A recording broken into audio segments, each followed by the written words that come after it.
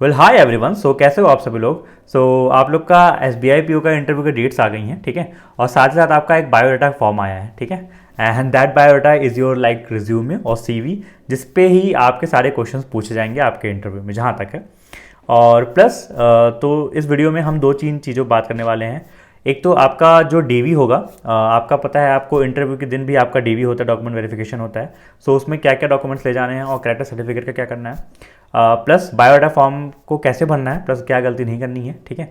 और लास्ट में बात करेंगे, जैसे मैंने एक मॉक इंटरव्यू की बात की थी, तो कैसे उसको प्लान करेंगे और कब रखूंगा वो लास्ट में बात करेंगे, ठीक है। वीडियो को देखिए पूरा और ध्यान से सुनिए जो मैं बोल रहा हूँ। सबसे first thing, if you talk about the biodata form, जो आपको ये बायोडाटा का फॉर्म मिला है ना, भरिएगा और क्या क्या भरना है मैं आपको दिखा रहा हूँ, आपके स्क्रीन पे दिख रहा होगा। देखिए ये आपका बायोडाटा का फॉर्म है, तो उसमें सिंपली जैसे ऊपर सब कुछ दिया हुआ है, आपको डेट वैसे भरनी है, सेंटर, पैन नंबर जो भी आपको मिला है, roll number, registration, name, category, वो सब आप भर लोगे, डेट ऑफ अपियरिंग भर लोगे, ठीक है।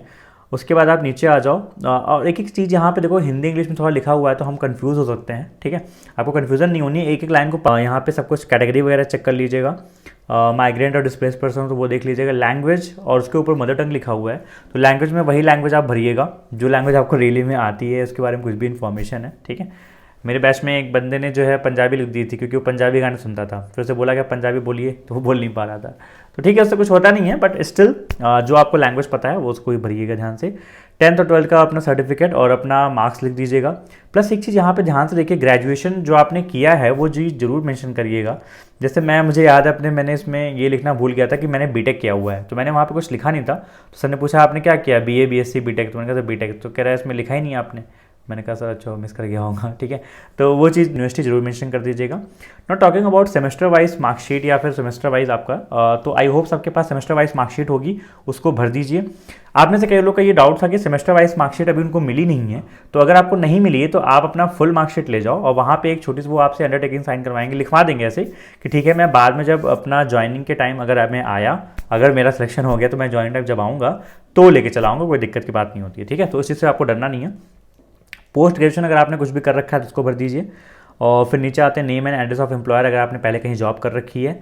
फिर उसके बाद ये देख लीजिएगा particulars of any specific qualification, कुछ आपने एक्स्ट्रा कर रखा है या ट्रेनिंग इन बैंकिंग, ये उन लोग के लिए जो मान लो क्लरिकल में है या फिर कभी किसी प्राइवेट बैंक में आप जॉब कर रखी है कभी, जरूर मेंशन कर दूं कि आप में से जितने लोग, कुछ लोग आप में से होंगे जो SBI क्लर्क में होंगे या फिर किसी और बैंक के क्लर्क में होंगे या फिर किसी पहले प्राइवेट बैंक में काम किए होंगे, तो आप लोग से मैं बता रहा हूँ आपका देखना इंटरव्यू का काफ़ी ज़्यादा पार्ट बैंकिंग के ऊपर जा सकता है, ठीक है। क्योंकि वो एक्सपेक्ट करते हैं कि आपको बैंकिंग की चीज़ें आती हैं, तो वो आपसे पूछेंगे ज़रूर।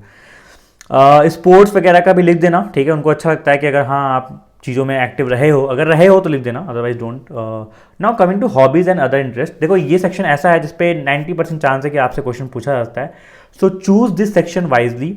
हॉबीज़ और इंटरेस्ट में आप वही लिखो जो कि आपको रियली में करना पसंद है। मैंने एक वीडियो बनाया, उस पर देखना है आपको, अगर हॉबी कुछ भी नहीं तो हॉबी आप कैसे डेवलप कर सकते हो, ठीक है, उसको देख लेना। प्लस अगर मान लो कि यहाँ पे आपका कुछ भी करने का मन नहीं करता, आप गाना वाना सुनते हो, तो सिर्फ लिसनिंग म्यूजिक लिख दो। बट आप जो भी म्यूजिक सुनते हो उस तरह का जॉनर आपको पता होना चाहिए, सिंगर का नाम पता होना चाहिए। जैसे आपने मेरा अगर इंटरव्यू एक्सपीरियंस देखा होगा, मैं जैसे रेट्रो सॉन्ग्स वगैरह सुनता हूँ, तो उन्होंने मुझसे पूछ लिया था कि किसके सुनते हैं, तो मैंने किशोर कुमार का नाम बोला था, तो मुझे उन्होंने पूछा था ठीक है अच्छा किशोर कुमार का रियल नेम बताओ, ठीक है। तो वो मुझे पता नहीं था कि AK गोंगली उनका नाम था। तो इसीलिए आप जो भी चीज़ लिख रहे हो उसमें अच्छे से तैयारी करिए। जैसे मान लो कुकिंग का मैंने पूछा था, तो कुकिंग की मुझसे उन्होंने रेसिपी पूछी थी, मुझे पता था, मैंने बता दिया, तो उन्होंने खुश हो गया था और बोले कभी बैठ के खाएंगे मिश्रा जी, ठीक है। तो ये सब चीज़ें आप ध्यान रखिएगा। और उसके बाद प्रेजेंट एड्रेस आप जो भर दीजिएगा, एड्रेस वगैरह सब भर ही लेंगे आप, हाँ। पर्टिकुलर केस ऑफ पेंडिंग तो कुछ आपका होगा नहीं, आई होप सो। और नेक्स्ट आपका इसमें आता है आइडेंटिटी सर्टिफिकेट। देखिए जो आपका ये आइडेंटिटी सर्टिफिकेट है, इसको आप किसी से भी भर के साइन करवा लो, जो आपके फ्रेंड के फादर वादर कोई भी गेस्ट अगर ऑफिसर वगैरह हैं तो आप उनसे साइन करवा सकते हो।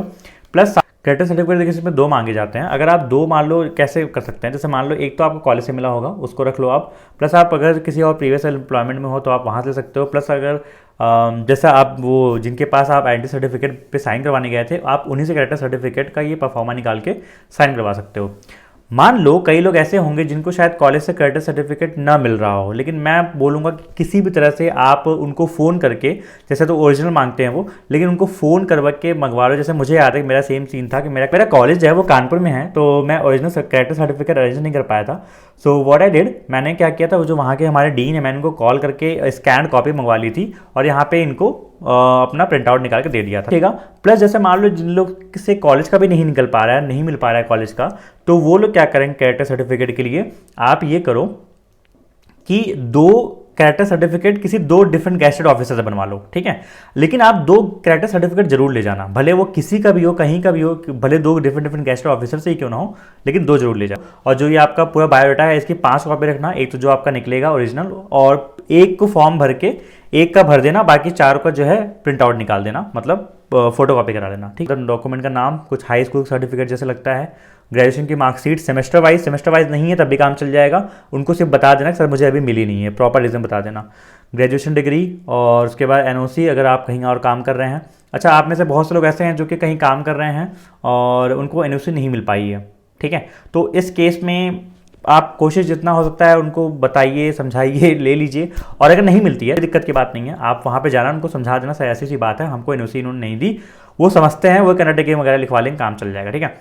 अब इसकी तैयारी की बात करते हैं। जैसे आप लोग को मैंने बताया था कि एक तो आपके एचआर इंटरव्यू टाइप के क्वेश्चन आ सकते हैं कि स्ट्रेंथ वीकनेस क्या है, why do you want to join banking sector, why banking after engineering, और एक आपके होते हैं इकोनॉमिक्स के क्वेश्चन की what is CRR, what is SLR, what is MCR.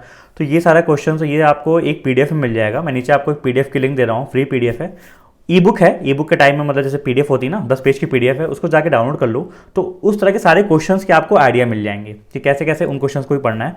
Plus मैंने जो प्लेलिस्ट बनाई है उनको आप देख लेना, ये चीज़ बातें इंपॉर्टेंट थी। अपना बायोडाटा फॉर्म सही से भरिए, कैरेक्टर सर्टिफिकेट को लेकर चिंता मत करिए, और जाके ई बुक डाउनलोड कर लीजिए, पढ़ाई करिए अच्छे से, और bye bye, have a great day.